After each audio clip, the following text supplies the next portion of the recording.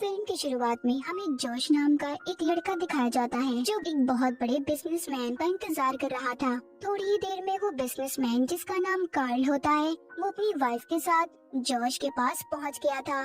दरअसल कुछ लोगों ने एक नई गुफा गार को दरियाफ्त किया था। वो गार बहुत ज्यादा गहराई पर था जिसके अंदर पानी की नदी थी, मगर अब तक इस बात को कोई भी नहीं जान पाया था कि वो पानी आखिर आ कहां से रहा था। और इसी चीज का पता करने के लिए जोश बहुत दिन से अपनी टीम को लेकर काम कर रहे थे। खैर जोश कार्ल से मिलता है। ये एक हेलीकॉप्टर में बैठकर उस गार की तरफ निकल पड़ते हैं। कार्ल को ऐसी अजीब चीजें देखने का बहुत शौक था और इसीलिए कार्ल ने बहुत पैसे लगाए थे। ये उस गार तक पहुंच जाते हैं तो कार्ल की वाइफ भी ये सब देखकर काफी हैरान होती है।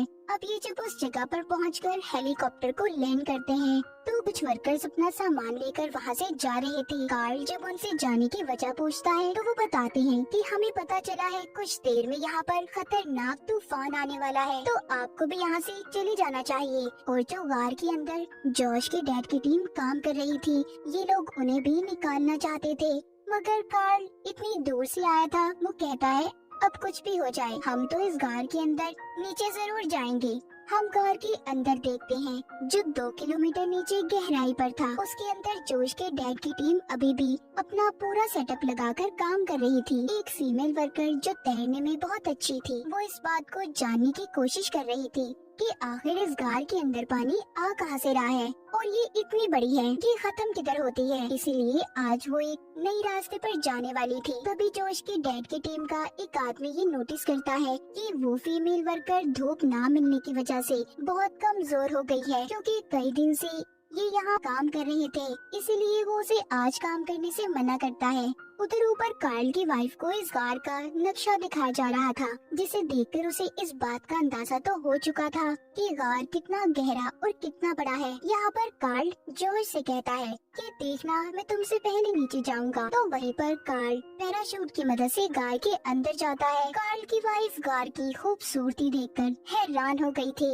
इनके यहाँ पर आने से पहले जोश के डैड और फीमेल वर्कर पानी में जा चुके थे ताकि वो पता कर सके कि पानी आखिर कहाँ से आ रहा है। तैरते तैरते इन्हें एक नया रास्ता मिलता है। जोश के डैड वो देखकर कहते हैं कि हमें इस नए रास्ते से जाना चाहिए। सबसे पहले जोश के डैड जाते हैं और जब इनके पीछे फीमेल वर्कर आने लगती है तो वो फंस गई थी। खैर ये उसकी मदद करते हैं। ये दोनों एक नई जगह पर पहुंच गए थे। इन्हें ऊंचाई पर पानी की सतह नजर आ रही थी, मगर ये वहाँ पर नहीं जा सकते थे, क्योंकि अगर ये वहाँ जाते तो इनके पास वापसी के लिए ऑक्सीजन नहीं थी। अब जैसे ही ये लोग यहाँ से वापस जाने लगते हैं, फीमेल वर्कर का ऑक्सीजन सिलेंडर खत्म हो जाता है। उसकी जान खतरे में थी। ये सब इनकी टीम मॉनिटर पर देख रही होती है। ऑक्सीजन सिलेंडर इतनी दूर थी कि अगर ये वापस उन्हें लेने जाते तो रास्ते में ही मर जाते। इसीलिए यहाँ पर जोश के डैड एक फैसला लेते हैं। वो अपना ऑक्सीजन मास्क उतार कर अपने वर्कर को लगा देते हैं। फिर कुछ देर के बाद उन्होंने खुद लगा लिया था। अब ऐसा करते हुए इन्हें सांस तो आ रहा था, मगर ये तैर नहीं सकते थे और इस तरह दोनों ही मर जाते।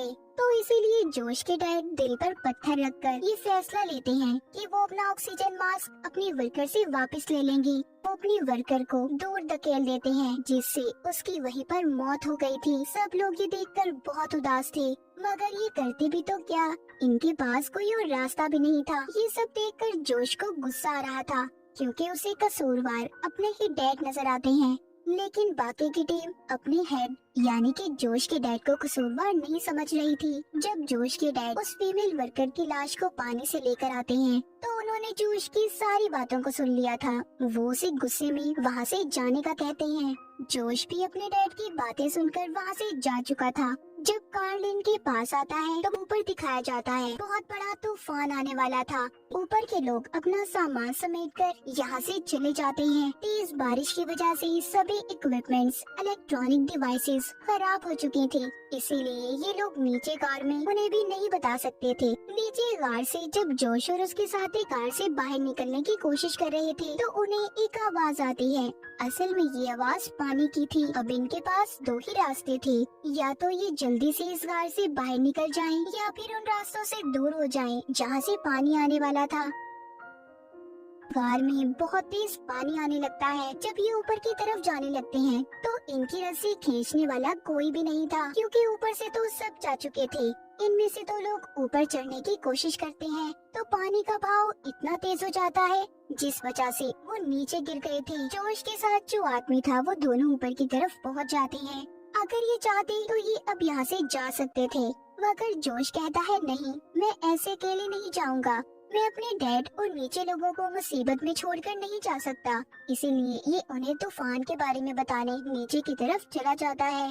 जब ये जा रहा था तो गार में पानी भरना शुरू हो जाता है। पानी लगातार गार में आ रहा था। उधर जोश की डैड की टीम कार्ल और उसकी वाइफ थी। जोश की डैड इन्हें नए रास्ते पर चलने का कहते हैं। यहाँ पर गार में जहाँ पर कुछ देर पहले कुछ भी नहीं था, अब वो गार समंदर की तरह भर चुका था। कार्ल और उसकी वाइफ भी यहाँ पर आकर पछता रहे थे कि आखिर उन्होंने यहाँ पर आने की गलती क्यों की। इनके पास भी जोश की डैड की बात सुनने के अलावा कोई और रास्ता नहीं था।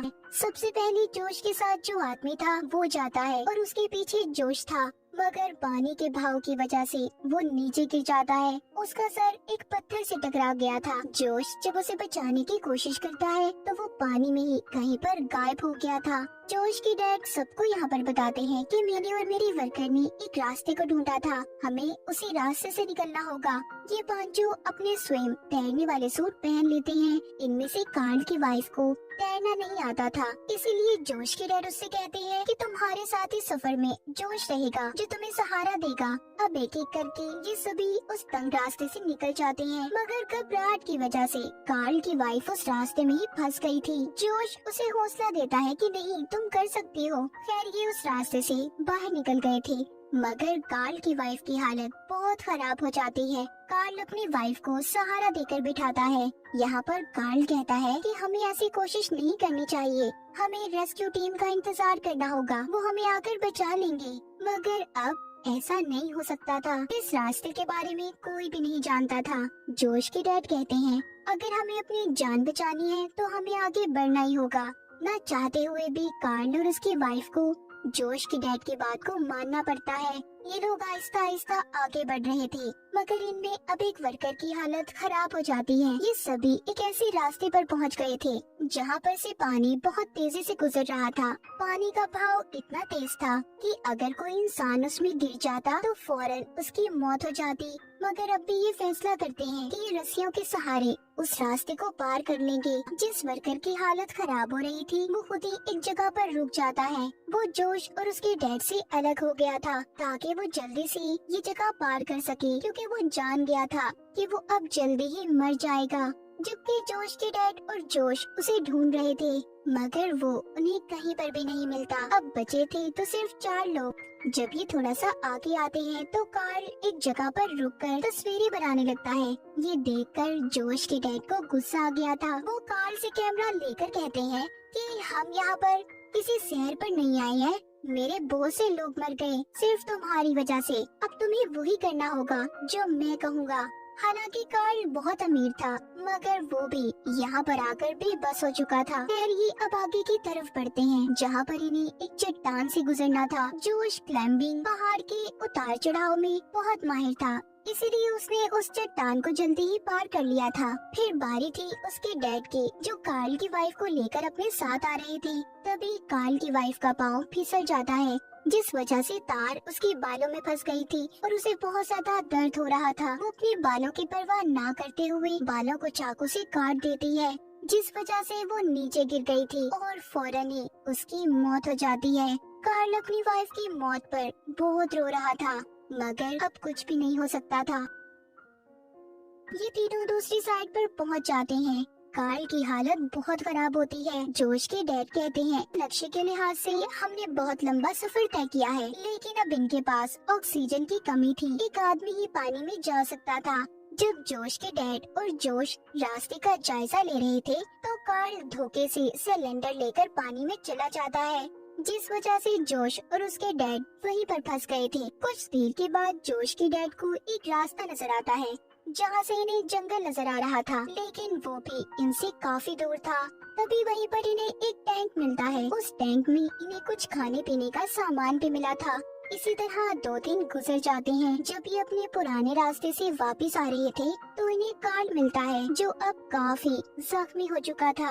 वो भूखा होता है और पागलों की तरह बातें कर रहा था। कार्ल जोश और उसके डैड को देखकर खुश होता है। वो समझ रहा था कि वो दोनों उसे बचाने आए हैं, मगर ऐसा नहीं था। जोश के डैड अब उसकी मदद नहीं करते क्योंकि ये इन्हें धोखा देकर गया था। कार्ल जब रो रहा था और खाने को कुछ मांगता है तो जोश को उस पर तरस आता है, इसीलिए वो उसे खाना देता है। जोश जब पानी में रास्ते को तलाश करने जाता है तो पीछे से कार्ल ने जोश के डैड पर अपने पागलपन में हमला कर दिया था, जिस वजह से वो तेज धार पत्थर पर गिर जाते हैं। उनके फेफड़ों पर चोट लगने की वजह से वो बिल्कुल भी चल नहीं सकते थे। जब जोश वापस आता है और ये सब देखता है तो उसे कार्ल पर अब गुस्सा आ रहा था, मगर कार्ल खुद ही पानी में डूबकर बिना ऑक्सीजन के मर जाता है। जोश जब अपने डैड के पास जाता है तो उसके डैड कहते हैं, बेटे मैं बहुत तकलीफ में हूँ, मुझे खत्म कर दो, मार दो मुझे, मैं ये सब और बर्दाश्त नहीं कर सकता। ना चाहते हुए भी जोश को अपने डैड को वहीं पर छोड़ना पड़ता है। वो एक छोटे से ऑक्सीजन सिलेंडर को लेकर पानी में कूद गया था। वहीं पर उसे कार्ल की लाश भी नजर आती है। थोड़ी दूर आने पर भी उसे कुछ दिखाई नहीं देता, उसकी ऑक्सीजन भी खत्म होने वाली थी। तभी उसे रोशनी दिखाई देती है। जब ये तैरकर थोड़ा सा आगे बढ़ता है तो ये समंदर के रास्ते बाहर आ गया था। वो खुले समंदर में जाकर सांस लेता है।